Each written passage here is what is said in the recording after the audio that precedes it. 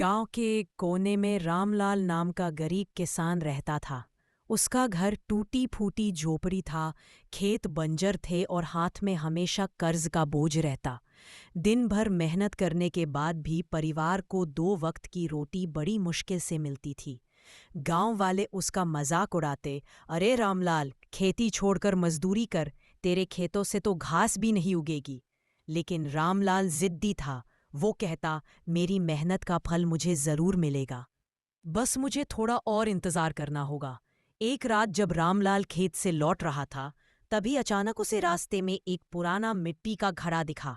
घड़ा आधा जमीन में दबा हुआ था। रामलाल ने जिज्ञासा से उसे निकाला और घर ले आया। घड़ा बहुत पुराना और भारी था, जैसे उसमें कोई राज छुपा हो। उसने सोचा, शायद इसमें कोई खजाना हो, पर अगर गांव वालों को पता चल गया तो वो मुझसे छीन लेंगे। इसीलिए उसने घड़े को घर के कोने में छुपा दिया। दूसरे दिन सुबह रामलाल ने देखा कि उसके सूखे खेत में अचानक हरी घास और छोटी छोटी फसलें उगाई हैं। वो हैरान रह गया। धीरे धीरे जब भी वो घड़े को छूता, खेत में नई जान आ जाती, फसलें लहलहाने। रामलाल ने ये राज किसी को नहीं बताया, लेकिन गांव वाले हैरान थे। अरे, सूखे खेत में अचानक इतनी अच्छी फसल कैसे? एक रात जब रामलाल खेत पर था, उसने देखा कि घड़े से हल्की नीली रोशनी निकल रही है। अचानक घड़े से एक धीमी आवाज आई, रामलाल, ये खेत अब तुम्हारे नहीं रहे। रामलाल डर गया। वो समझ नहीं पा रहा था कि ये सपना है या हकीकत।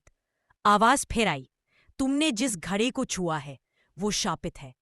जितना तुम इससे पाओगे उतना ही खोओगे भी। धीरे धीरे गांव में अजीब घटनाएं होने लगी। कभी आधे गांव की फसलें अचानक सूख जाती, कभी किसी किसान के घर में अजीब हादसा हो जाता, और हर बार रामलाल का खेत हरा भरा रहता। गांव वाले शक करने लगे कि इसके पीछे रामलाल का हाथ है। एक दिन गांव के बुजुर्ग ने कहा, ये सब उस घड़े की वजह से हो रहा है। ये घड़ा उस पुराने मंदिर का है जहां देवताओं ने उसे कैद कर रखा था।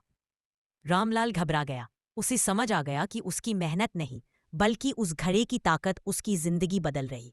रामलाल ने तय किया कि वो उस घड़े को वापस मंदिर में रखेगा, रात के अंधेरे में वो घड़े को लेकर। लेकिन जैसे ही उसने घड़े को जमीन पर रखा, जोरदार आंधी और बिजली चमकने लगी। आवाज फिर गूंजी, रामलाल, तुमने लालच नहीं किया, इसलिए तुम्हें दंड नहीं मिलेगा। पर याद रखना, किसान की असली ताकत उसका पसीना है, कोई शॉर्टकट नहीं। अगली सुबह जब रामलाल अपने खेत लौटा तो चमत्कार हुआ।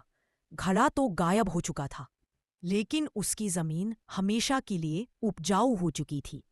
अब वो गांव का सबसे मेहनती और इज्जतदार किसान कहलाने लग। कहानी का सबक ये है कि लालच से मिली चीजें टिकती नहीं। मेहनत और सच्चाई ही किसान की असली पूंजी है।